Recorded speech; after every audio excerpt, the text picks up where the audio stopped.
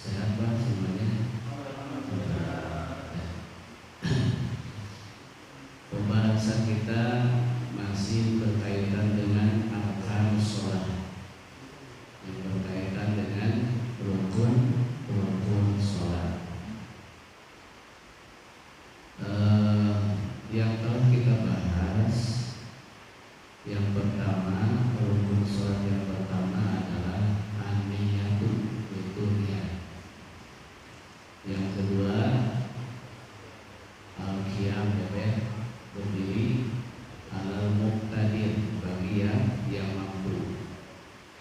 Yang ketiga, takbiratul ihram, mengucapkan takbiratul ihram, itu hukumnya adalah rukun.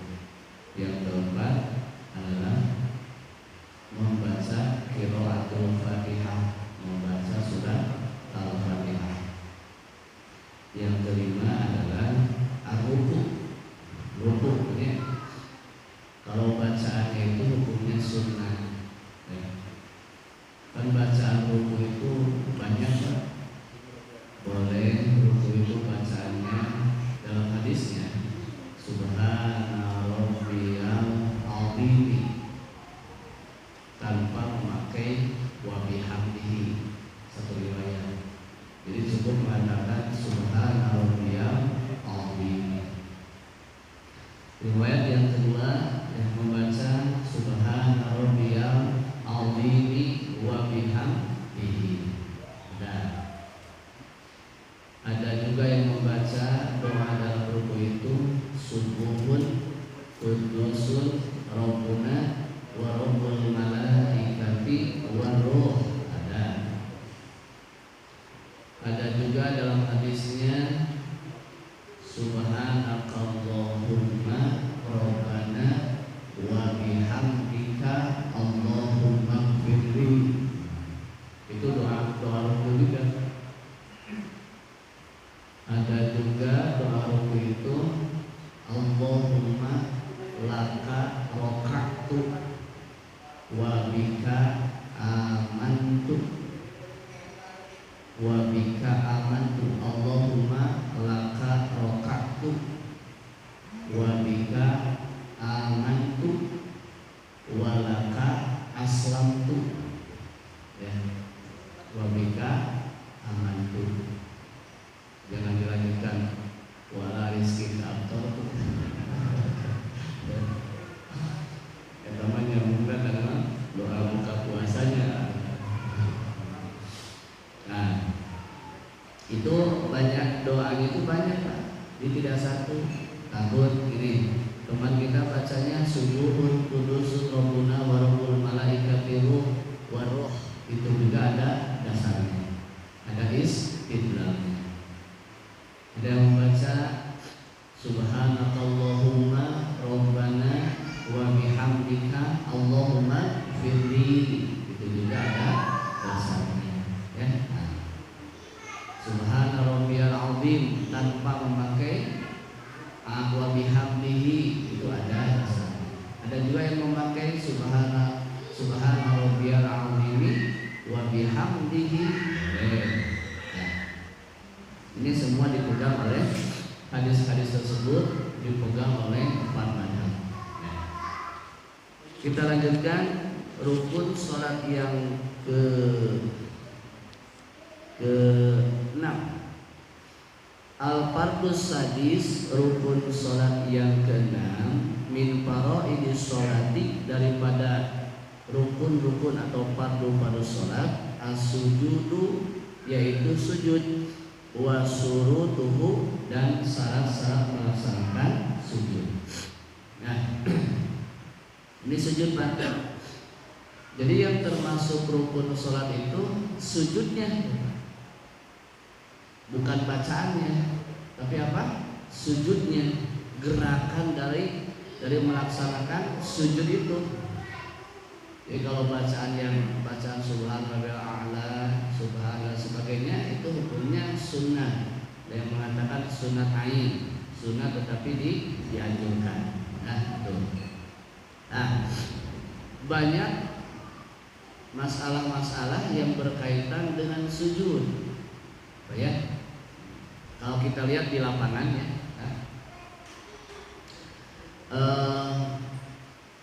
ketika melaksanakan sujud, salah satunya Pak, ada yang mengatakan anggota sujud itu sab'ah 7, ada juga yang mengatakan samaniyah 8. Ya, dari 4 madhab itu Pak, ada yang mengatakan anggota sujud itu 7, ada juga yang mengatakan 8.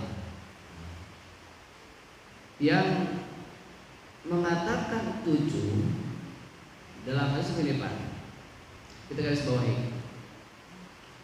Anggota sujud yang pertama adalah jabhah. Jabhah Pak. Jabhah teh ini apa? Kening ya.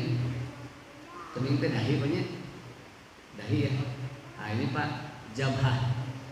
Ini anggota sujud yang pertama, jabhah. Yang kedua dan yang ketiga namanya adalah yadaini. Yadaini teh hartosna ae batnihi. Yadaini itu hartosna 2 tangan. Telapaknya Pak ya. Telapak daripada 2 tangan. Nah, ini banyak permasalahan Pak sebetulnya. Ya. 2 tangan ini berarti berapa? 3. Yang keempat dan yang kelima, anggota sujud itu adalah rukbataini, 2 lutut. Pertama tadi apa? Jabhah, kening. Kedua, tangan, yaitu telapak tangan. Batnihi, batnihi artinya apa? Dagingnya ini, depannya. Kaf. Nah ini. Yang keempat dan yang kelima, rukbataini, yaitu 2 lutut. 4 dan 5. 6 dan 7 adalah qodamaini. Qodamaini itu artinya Pak, 2 ini Pak, ya kayak kaki. Tapi dalam keterangannya itu dinamakan dengan atrof. Atrof teh artinya ujung-ujung jari. Ya, atrof. Ada qodamaini, ada qodamaini. Nah, itu 2 kaki qodam ini. Tetapi dalam keterangannya dinamakan dengan atrof Pak, ujung-ujung daripada jari. Ujung-ujung jari Pak. Jadi ujung-ujung daripada jari kaki kita, ya. Namanya atrof qodamaini. Ya, atrof qodamaini namanya, ujung-ujung daripada jari. Nah, 7 ini Pak, 7 anggota dalam sujud ini disepakati salah satunya Pak, ini semua sebetulnya sepakat bahwa anggota sujud itu adalah 7.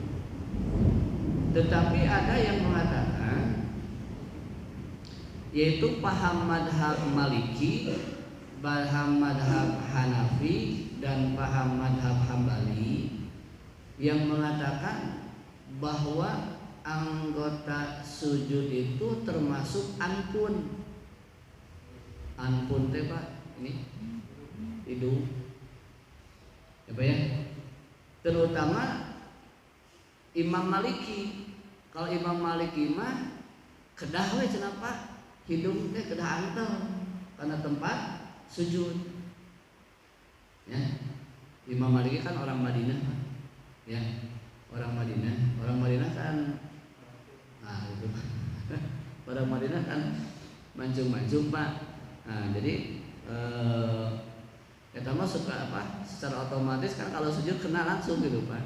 Ya, makanya Imam Maliki mengatakan itu hukumnya apa? Wajib Pak. Kata Imam Maliki, hidung itu termasuk anggota sujud. Tetapi kalau menurut madhab Hanafi dan madhab Hambali, itu mah hukumnya bukan wajib, tapi hukumnya sunnah. Mau antel tidak, nggak jadi masalah.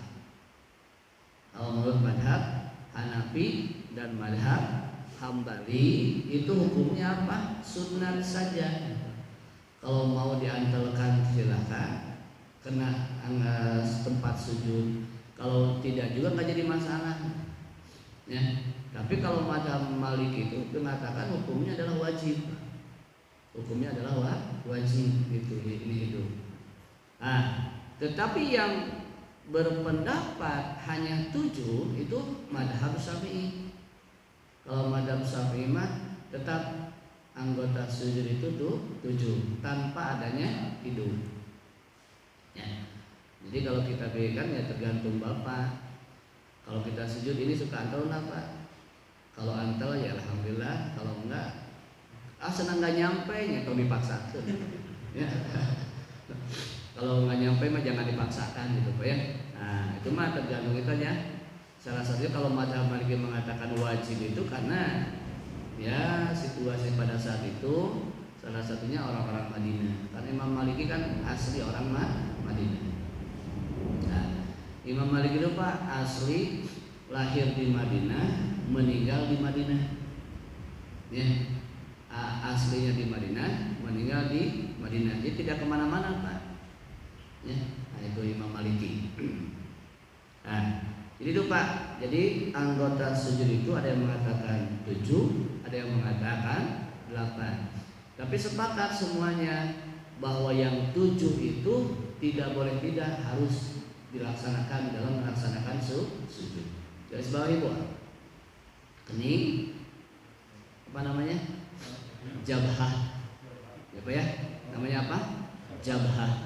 Jabhah itu kening, Pak. Ya. Yang kedua, yadaini, kedua tangan. Dalam hadis dalam keterangannya kafai. Kafaihi itu apa Pak? Ini perutnya ini lah. Langsung bilang Pak. Dagingnya ya, tangannya telapak. Nah, itu. Yang ke-45 rukbataini, dua lutut. Yang ke-6 dan 7 yaitu qadamaihi atrof, ujung-ujung daripada jari. Kalau madhab Maliki madhab Hanafi boleh Pak, salah satunya kalau memang tidak sampai rata semuanya jari-jari kaki, itu boleh diwakili dengan satu jari yaitu ibu jari saja, boleh. Ya ibu jari. Pilih susah Pak digituin kan susah banyak, susah gitu. Nah, jari-jari kakinya. Nah, boleh kalau Imam Hanafi kalau memang tidak sanggup boleh diwakili satu aja sini Pak, sama jempolnya gitu ya, digituin gitu. Kalau ini nggak nyampe gitu. Tapi kalau memang sampai bisa diratakan seperti itu lebih utama.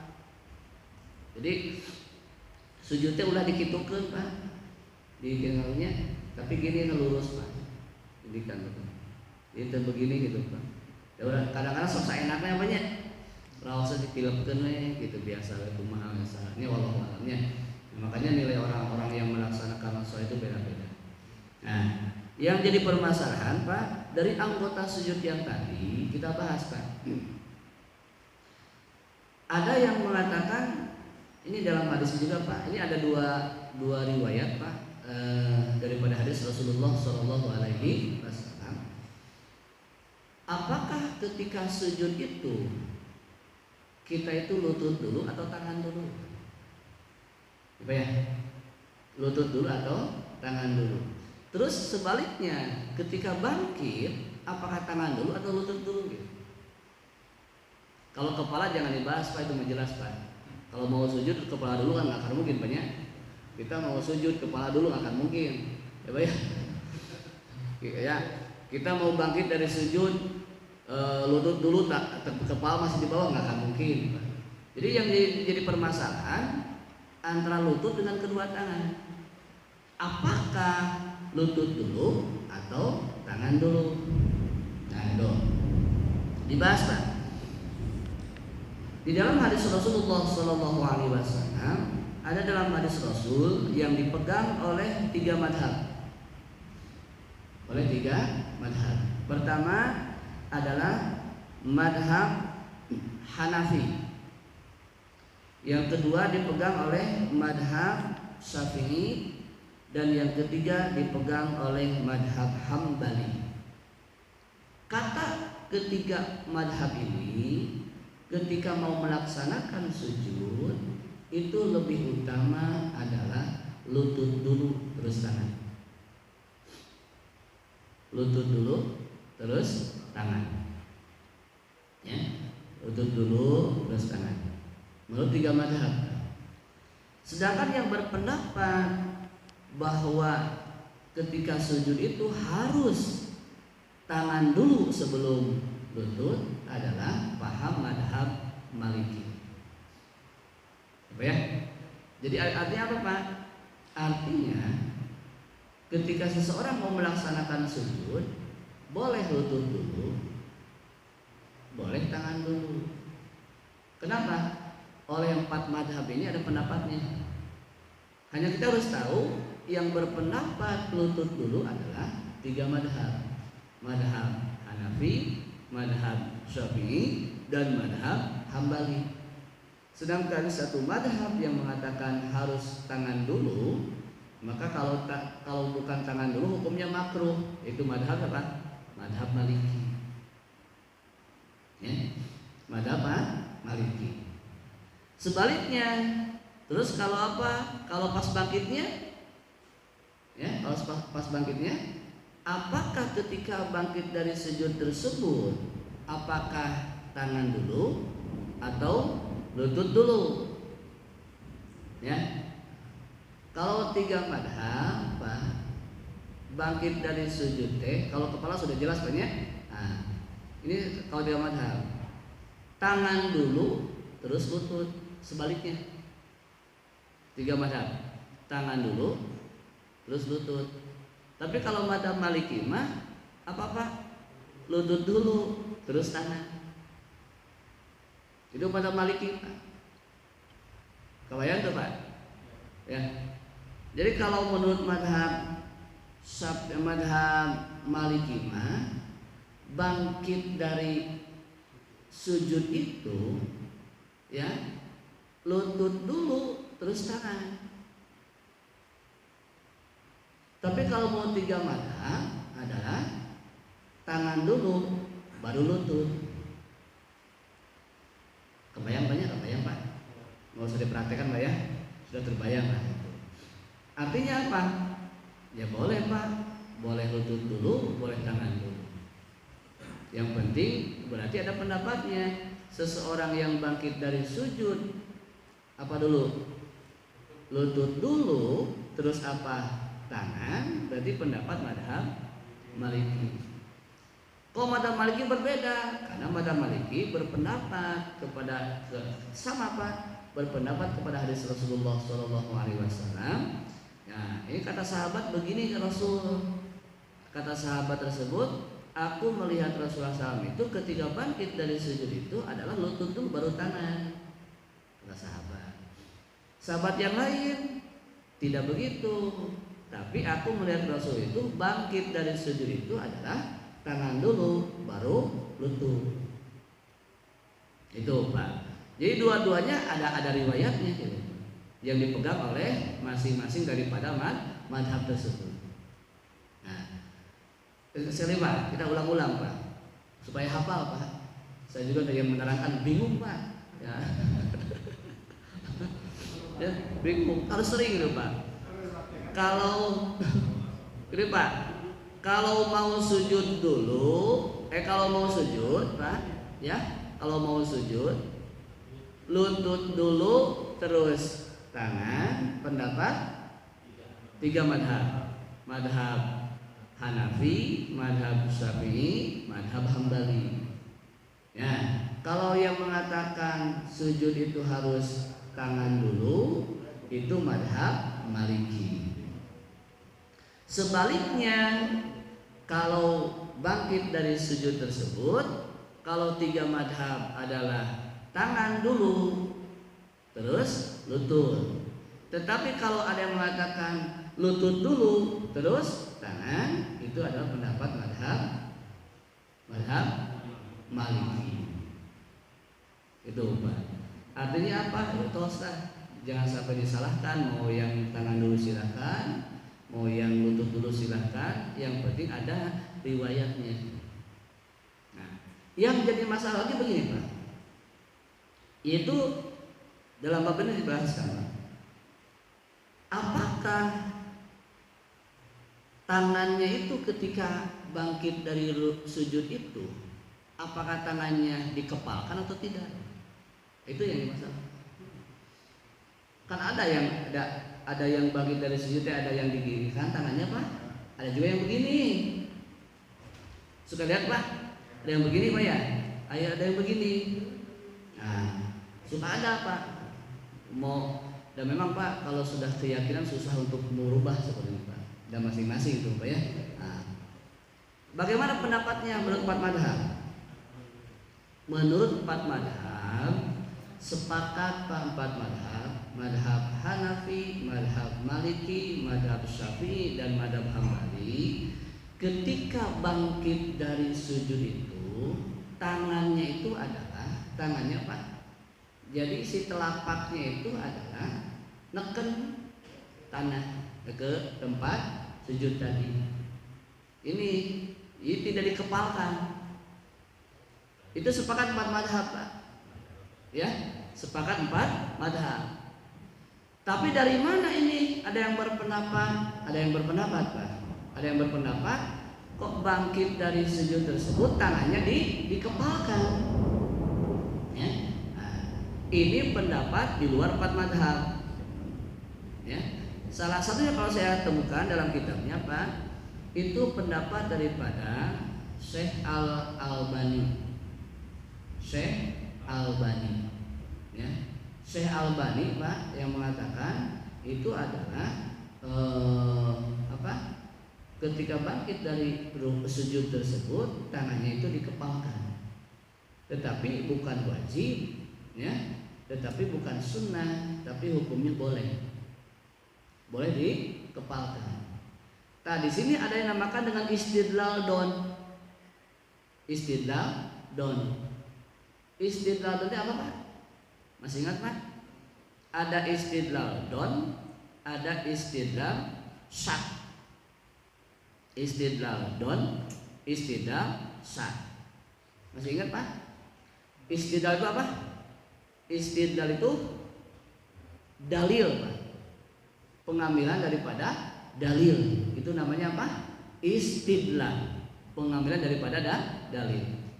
Dalil itu ada don, ada syak Pak. Ada don, ada syak. Apa bedanya? Begini. Kalau istidlal don, banyak dalil yang diriwayatkan, banyak dalil-dalil satu permasalahan, tetapi dari dalil tersebut diambil mana yang paling kuat. Itu namanya istidlal don.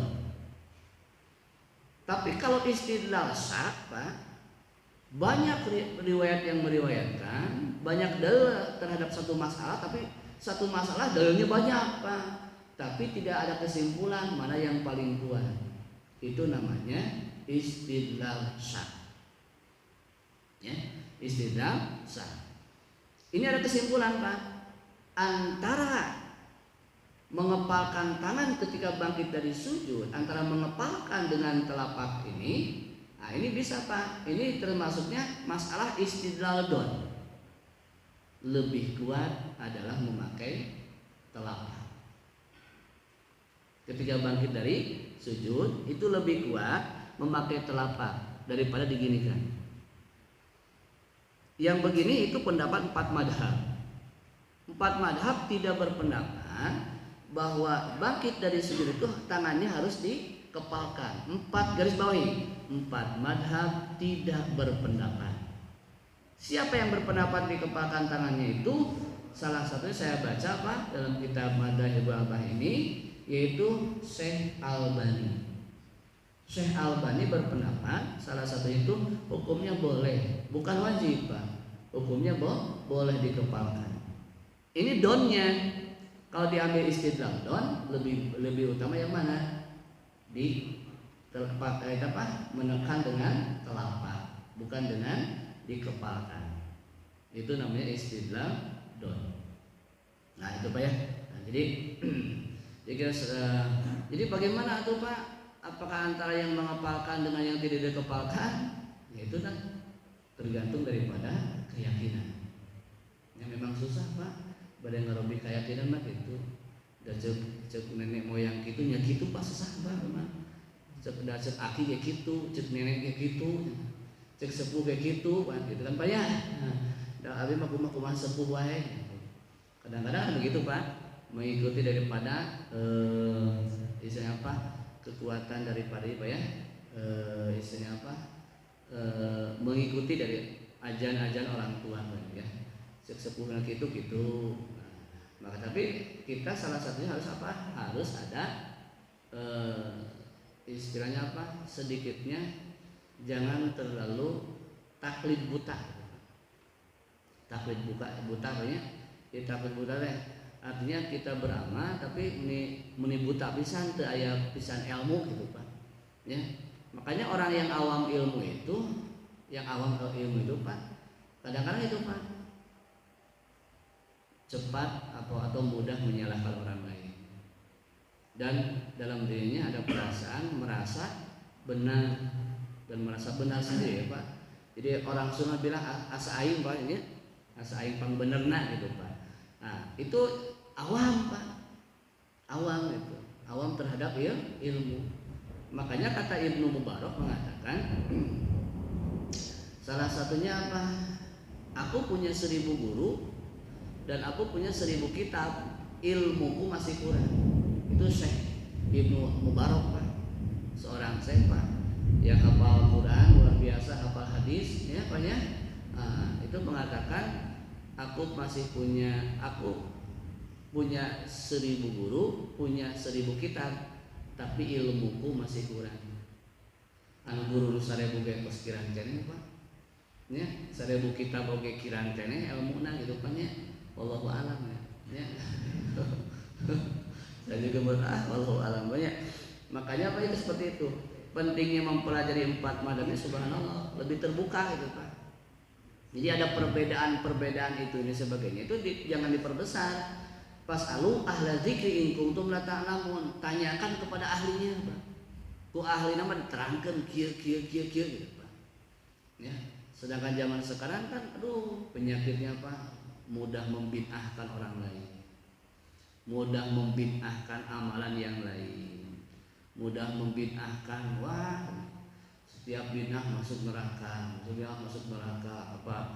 Tidak dijelaskan bagaimana penjelasan daripada kullu bid'atin dolalah. Setiap bid'ah itu sesat dan sebagainya. Itu harus dibahas secara mendalam gitu Pak. Ya, tapi zaman sekarang tahunya itu Pak, segala apapun yang tidak dilakukan Rasul termasuk bid'ah. Itu aja garis ngasak itu gitu Pak. Ya seperti itu gitu. Kalau berpendapatnya segala sesuatu yang tidak dilaksanakan oleh Rasul itu bid'ah, Pak. Banyak Pak dari sahabat Rasul yang bid'ah kalau begitu Pak. Banyak Pak. Ya. Tetapi makanya kata Imam Syafi'i ada bid'ah hasanah, ada bid'ah sayyi'ah. Bid'ah yang baik, bid'ah yang buruk. Bid'ah yang baik seperti apa? Seperti sholat tarawih berjamaah 30 hari full di masjid. Dan Rasul hanya mencontohkan 3 malam. Udah makan 30 hari, 30 hari full. Banyak Pak bid'ah-bid'ah. Ya. Tapi kan ada bid'ah hasanah, ada bid'ah sayyi'ah. Termasuk mengeluarkan zakat kita pakai apa? Beras, Pak. Rasul kan pakai kurma sama gandum. Tapi kita pakai apa? Pakai beras. Tuh. Kalau dari segi itu kan sudah termasuk apa? Tapi termasuknya hasanah juga. Baik, Pak ya. Baik, Pak. Jadi itu, Pak. Jadi mengenai sujud jelas, Pak ya. Terus juga al-qiraah fil sujud, yaitu bacaan ketika melaksanakan sujud. Bacaannya Pak, yang selalu kita baca yang mana Pak? Subhana rabbiyal a'la wa bihamdihi. Ya, mun kapur nuju ari ke eta Pak, di kapur gitu dah. Apa keneh disebut gitu Pak? Subhan. Tapi ka dia nakeun teh kok geuningan bacaan sujud teh banyak gitu Pak. Ya. Da kabur mah dipraktekkeun kan salat teh Allahu akbar kabiro walhamdulillahi katsiro kapungkur nya. Nah, berarti yang dipakai oleh orang-orang tua dulu gitu Pak, itu adalah mazhab Syafi'i. Kebanyakan mazhab Syafi'i itu Pak ya, kebanyakan mazhab Syafi'i. Nah, sekarang bacaan sujud itu banyak Pak. Ya, salah satunya apa? Di dalam hadis Rasulullah Shallallahu Alaihi Wasallam ini bacaan sujud yang pertama adalah Subhana Rabbiyal A'la tanpa memakai wa bihamdi. Ya, Subhana Rabbiyal A'la ya, tanpa memakai wa bihamdi. Maksudnya tanpa memakai wa bihamdi apa? Jangan dibaca. Bukan Subhana Rabbiyal A'la tanpa wa bihamdi, bukan. Terus Subhana Rabbiyal A'la. Tadinya apa? Udah disebutkan tanpa wa bihamdi. Jangan ya. Subhana Rabbiyal A'la segitu. Nah. Ini yang kedua pilih itu. Yang kedua adalah Subhana Rabbiyal A'la pakai wa bihamdihi. Tapi pakainya jangan dibaca kan. Subhana Rabbiyal A'la wa bihamdihi. Ya. Nah, jadi kalau yang membaca Subhana Rabbiyal A'la saja ya, tanpa memakai wa bihamdihi ada di sini. Terus juga yang kedua Subhana Rabbiyal A'la wa bihamdihi ada di sini. Ketiga, qiraah bis sujud Subhanakallahumma Rabbana wa bihamdika Allahumma gfirli. Yang ketiga apa? Subhanakallahumma Rabbana wa bihamdika Allahumma gfirli. Rupanya suka yang baca itu Pak?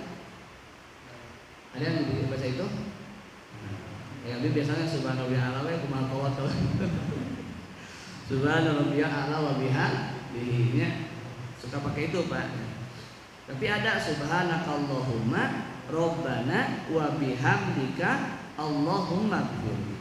Berapa? 3 ya. Pertama Subhanarabbiyal a'la, yang kedua Subhanarabbiyal a'la wa bihamdihi, yang ketiga Subhanakallahumma Rabbana wa bihamdika Allahumma gfirli. Ketiga, keempat. Qiraah fi sujud subuhun kudusun Rabbuna wa rabbul malaikati wa ruh. Itu Pak yang ketiga. Yang keempat subuhun kudusun Rabbuna wa rabbul malaikati wa ruh. 4. Kelima, Allahumma laka sajadtu wa bika amantu wa laka aslamtu. Kelima itu Pak. Allahumma laka sajadtu wa bika amantu wa laka aslamtu. Kita doa yang kelima. Ya. Allahumma laka sajadtu wa bika amantu wa laka aslamtu. Boleh itu yang dibaca. Ya. Jadi banyak Pak riwayatnya. Yang suruh kita baca itu Subhana Rabbiyal A'la, boleh Subhana Rabbiyal A'la wa bihamdihi, boleh Subuhun kudusun Rabbul malaikati wa ruh, boleh Subhanakallahumma Rabbana wa bihamdika Allahumma gfirli, boleh juga apa? Boleh Allahumma laka sajadtu wa bika amantu wa laka aslamtu. Boleh. Nah. Jamaah yang Allah muliakan, yang berkaitan dengan sujud juga di sini dikatakan aksamus sujud salasa. Ada yang berkaitan dengan sujud, yaitu pembagian daripada sujud. Pembagian daripada sujud. Kalian tahu Pak ya? Ada sujud syukur, ada sujud tilawah, ada sujud sahwi. Ya, ada sujud syukur, sujud tilawah, ada sujud sahwi. Sujud yang bisa dilaksanakan di dalam dan di luar sholat. Sujud yang bisa dilaksanakan di dalam, baik di dalam ataupun di luar. Sujud tilawah di dalam dan di luar. Ada sujud yang dilaksanakan hanya di luar saja, di luar sholat. Sujud syukur. Ada sujud yang dilaksanakan di dalam sholat saja. Sujud sahwi. Ya Pak ya? Nah sekali lagi, ada sujud yang dilaksanakan di dalam dan di luar sholat. Sujud tilawah. Nah, ada sujud yang dilaksanakan di dalam sholat. Sujud sahwi. Ada sujud yang dilaksanakan di dalam sholat. Sujud sahwi. Kalau sujud yang dilaksanakan di luar sholat itu sujud syukur. Ya, Pak, masih ingat Pak ya? Sujud syukur berapa kali? Hah? Sujud syukur berapa kali Pak? Sujud syukur cukup 1 kali. Jadi kapanpun kita mendapatkan nikmat langsung sujud syukur. Cukup 1 kali. Bacaannya apa? Yang berkaitan dengan bersyukur ya Pak. Bisa mengatakan Alhamdulillahirabbil alamin. Ada juga yang mengatakan membaca dari doa subhanallah subhanallah. Dan berpendapat Alhamdulillahirabbil alamin. Boleh membaca doa-doa yang berkaitan dengan syukur ketika sujud syukur. Contoh, Robbi auzi'ni an askura nikmataka allati an'amta alayya wa ala walidayya wa an a'mala sholihan tardahu wa adkhilni bi rahmatika fi ibadikas sholihin. Boleh membaca itu yang berkaitan dengan syukur. Nah, itu sujud syukur 1 kali. Kalau sujud sahwi berapa kali? 2 kali. Sujud sahwi itu dilaksanakan Pak sebelum salam, setelah membaca doa tasyahud akhir. Ya. Contohnya begini, umumnya sampai fil alamina innaka hamidum majid. Nah, sebelum kita salam, sujud sahwi dulu. Allahu akbar. Baca apa? Subhanaman la yanamu wa la yashu. Kalau madhab Syafi'i begitu. Subhanaman la yanamu wa la yashu. Ada juga pendapat yang lain berpendapat baca subhana rabbiyal a'la wa bihamdi atau subhanallah. Itu banyak. Nah, boleh baca subhanaman la yanamu wa la yashu. Allahu akbar. Membaca robing pilih tidak? Nah, membaca robing pilih tidak Pak? Tidak membaca robing pilih. Allahu akbar. Langsung sujud lagi. Allahu akbar. Baca doa lagi. Allahu akbar. Jangan membaca tasahud lagi. Sudah beres, langsung Assalamualaikum. Nah, kalau sujud tilawah, sujud sahwi tadi Pak, apa penyebabnya? Penyebabnya kata madhab Syafi'i mah 1, jika salah satunya Pak lupa melaksanakan kunut. Sholat subuh kan pakai kunut. Kalau lupa tidak melaksanakan kunut, disunahkan sujud sahwi. 2, istiqakan. Artinya apa? Jika ada ragu-ragu di dalam melaksanakan sholat. Di ragu-ragu contohnya bilangannya Pak, ini sholat asar nih, apakah 3, 4? 3, 4. Bingung namanya. 3, 4. Yakinkan bismillah. Ambil yang mana oleh Bapak? Ambil yang ini, yakinlah yang 4. Nah, walaupun dalam ragu-ragu Pak, nanti bisa disempurnakan dengan apa? Dengan sujud sahwi. Ya, ada sujud sahwi. Terus juga jika ada sifat ragu-ragu, terus apa? Tidak melaksanakan qunut. Yang ketiganya apa? Jika lupa tidak melaksanakan tasyahud awal. Kalau 4 rakaat, salatnya 4 rakaat atau 3 rakaat, lupa tidak melaksanakan tasyahud awal, itu disunahkan melaksanakan sujud sahwi. Kalau 2 rakaat, jika lupa apa? Qunut. Itu subuh, ya. Ada sujud tilawah yang ketiga, sujud tilawah. Sujud tilawah mah kalau mendengar atau membaca ayat-ayat sajdah. Menurut madhab Syafi'i, madhab Hanafi, kalau buat madhab Hambali, bahwa ayat sajdah itu ada 15 tempat dalam Quran. Ada yang mengatakan 14 ayat, ada yang mengatakan 15 ayat. Perbedaannya itu aja Pak, ya. Nah, di sana Pak, kalau kita membaca atau mendengar daripada ayat-ayat sajdah, kita disunahkan untuk melaksanakan sujud tilawah. Sujud tilawah berapa kali Pak? Sujud tilawah berapa kali? Sujud syukur berapa? 1 kali. Sujud sahwi 2 kali. Kalau sujud tilawah masa 4 kali?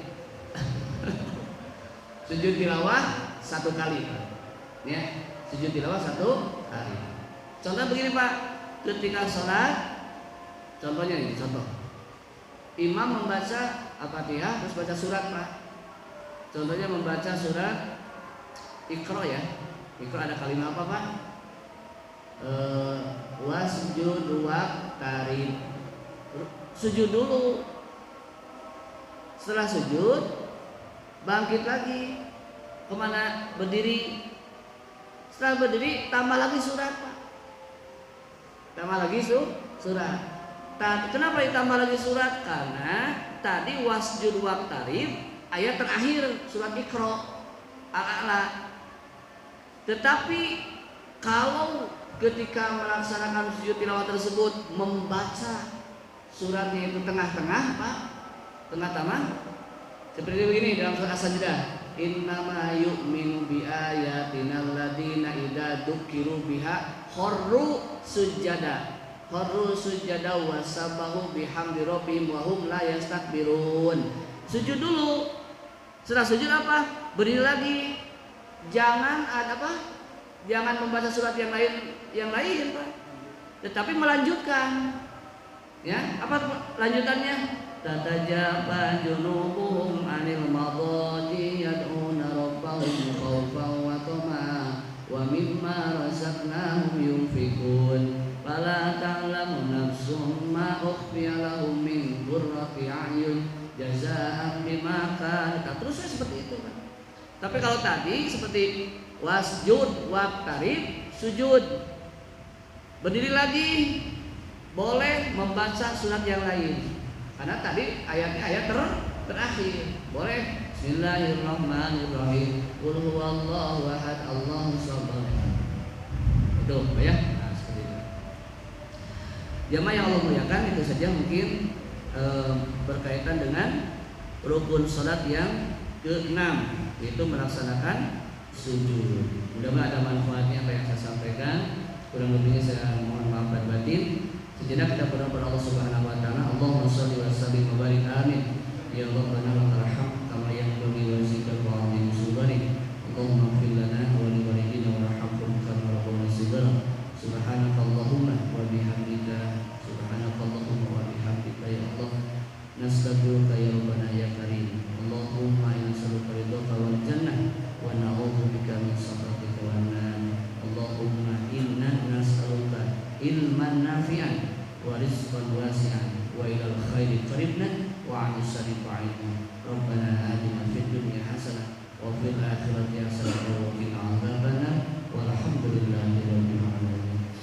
Assalamualaikum warahmatullahi wabarakatuh.